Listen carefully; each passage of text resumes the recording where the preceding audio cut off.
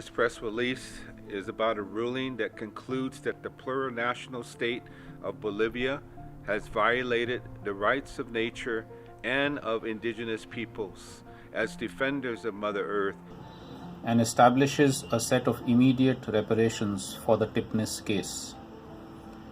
On May 15th, the International Rights of Nature Tribunal, hereafter the Tribunal, released on its website its ruling regarding alleged violations of the rights of nature in the case of the Isidro Sicore Indigenous Territory and National Park, TIPNIS, in Bolivia. The TIPNIS case was presented by representatives of Subcentral TIPNIS and the TIPNIS Women's Organization before the tribunal during its session in Bonn, Germany, on November 7th and 8th of 2017.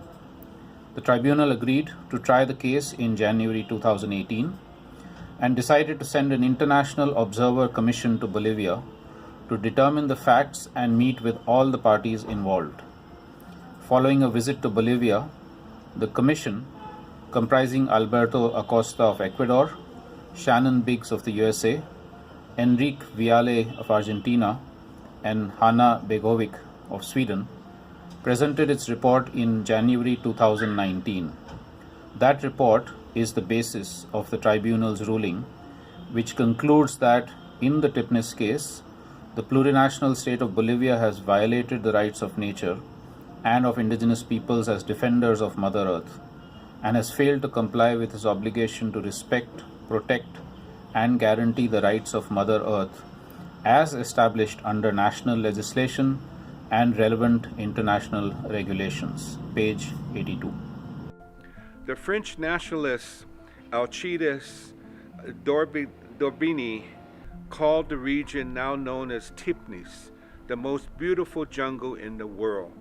This territory became the Lomo Sante in the Casa Grande, where the Mojeña, where the Trinitarios and the Yuacares and the Simanes indigenous peoples sought refuge during the rubber rush in the late 18th and 19th centuries.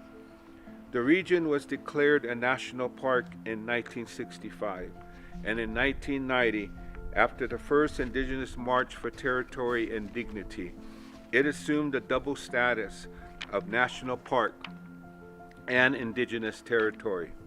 On February 13, 2009, the Yucari, the Tsamani, and Moseño Trinitario peoples obtained a deed for 1,091,656 hectares, a small fraction of the initial request due to settlements by Andean migrants and the use of the valleys for cocoa leaf plantations in the area known as Polygon 7 of TIPNIS.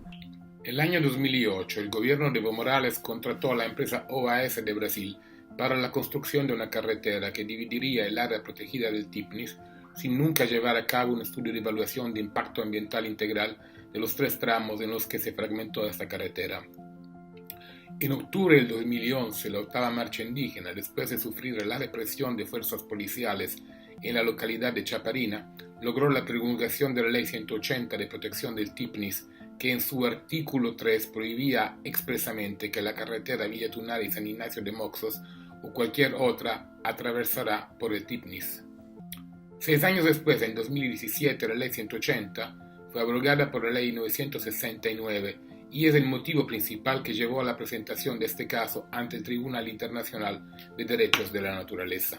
The report by the International Observer Commission that visited Bolivia from August 15th to the 23rd of 2018 presented sufficient evidence that the highway will expand the deforestation already present in Polygon 7, leading to the expansion of coca leaf production and affect biodiversity, causing the irreparable loss of natural beings. The report also presents evidence that there was no consultation for the prior and informed consent in good faith of indigenous peoples of TIPNIS. And the colonization process in Polygon 7 is already having negative impacts on the lives of these people. Based on this evidence, the International Rights of Nature Tribunal deems proven the allegation that the plurinational state of Bolivia, and in particular the government under Evo Morales, has violated the rights of Mother Earth in the TIPNIS case.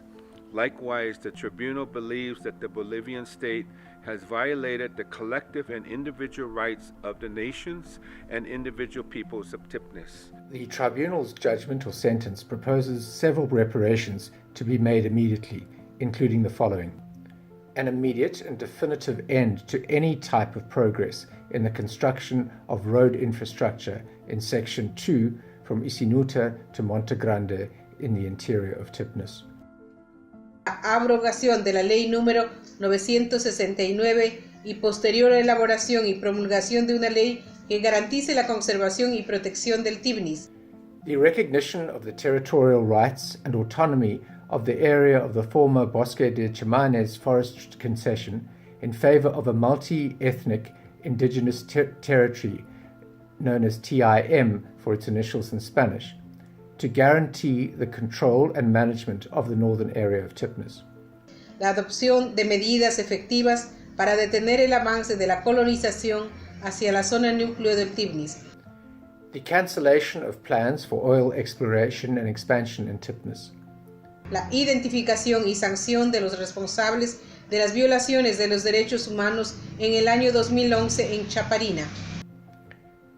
The recognition of the state's responsibility in the lack of justice so far, and a public apology by the President of the plurinational state of Bolivia.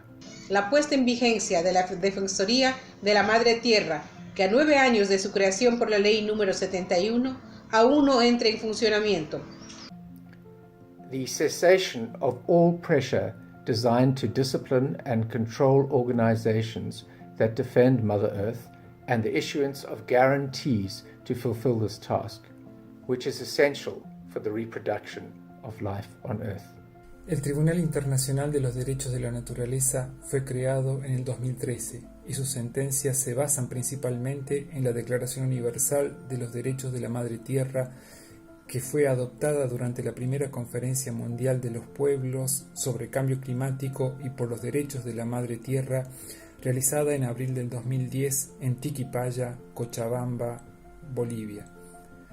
Las resoluciones y sentencias del tribunal tienen un carácter ético, que es fundamental para construir una verdadera comunidad de la Tierra que evite la sexta extinción de la vida en la Tierra.